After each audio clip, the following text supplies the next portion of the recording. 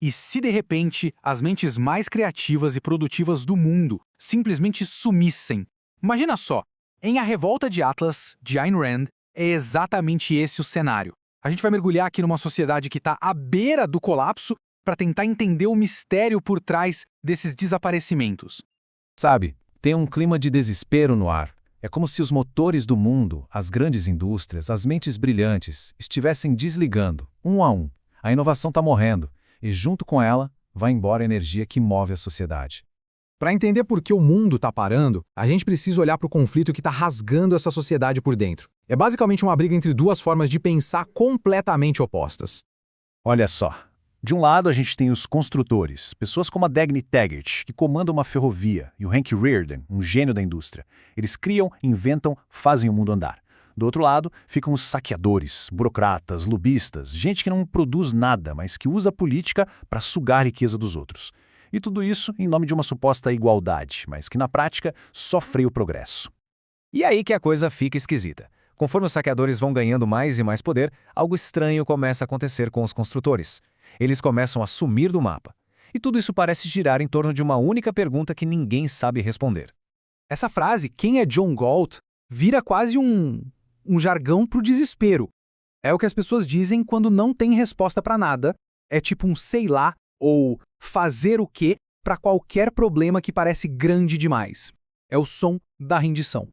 E essa pergunta vai ganhando cada vez mais força, porque a crise só piora. As mentes mais produtivas estão literalmente desaparecendo. O melhor banqueiro do país, um industrial genial, um juiz super respeitado, todos eles simplesmente largam tudo. Cada sumiço desses é mais um prego no caixão da economia. Mas aí, no meio de toda essa decadência, surge um último brilho de esperança.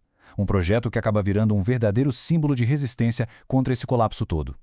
É a linha John Galt, com uma ferrovia novinha em folha, construída pela Dagny Taggart, com um metal revolucionário criado pelo Hank Rearden. Na viagem de estreia, o trem não apenas funciona, ele voa, quebra todos os recordes de velocidade e mostra o que a mente humana ainda consegue fazer.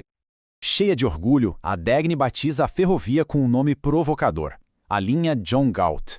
É uma jogada de mestre. Ela pega o símbolo do desespero e transforma numa bandeira de conquista. Uma resposta direta para aquele mundo que está desabando. E como a sociedade reage a essa vitória que poderia ser a salvação de todos? Com inveja, com ressentimento. Os criadores não são vistos como heróis. Pelo contrário, são chamados de monstros de ganância. O sucesso, em vez de ser comemorado, passa a ser um crime. Isso tudo nos leva à grande virada, a verdade por trás dos desaparecimentos. Porque eles não são acidentes, não são coincidências. Fazem parte de um plano muito bem pensado, uma ação coordenada com base numa ideia bem radical. A verdade é essa: os produtores entraram em greve.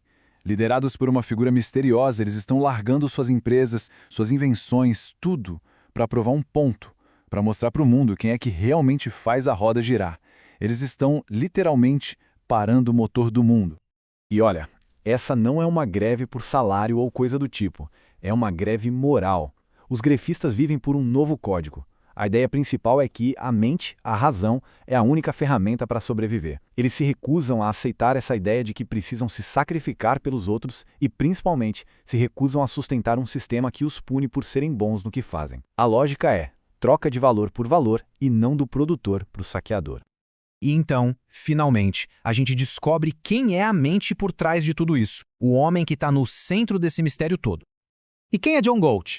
Bom, ele mesmo responde. Ele é o inventor que começou a greve. O primeiro homem que se recusou a sentir culpa pela própria competência. A tese dele é bem direta. O mundo precisa das mentes criativas, mas as mentes criativas não precisam de um mundo que as explora. E agora vem a parte mais surpreendente. Onde estava Galt esse tempo todo? Escondido, bem debaixo do nariz de todo mundo. Por 12 anos, ele trabalhou como um simples operário na ferrovia da Dagny, observando de perto a decadência do mundo que ele mesmo tinha jurado parar. A declaração final de Galt para o mundo resume perfeitamente o objetivo da greve. Ele diz que retirou as vítimas do mundo, os produtores. Sem eles, a sociedade corrupta não tem outra escolha a não ser encarar as consequências da sua própria filosofia irracional. No fim das contas, a pergunta que marca o livro inteiro, quem é John Galt, deixa de ser sobre a identidade de uma pessoa. Ela se torna uma provocação, uma questão sobre o verdadeiro papel da mente, da criatividade e da produtividade numa sociedade. Afinal, quem é que realmente move o mundo?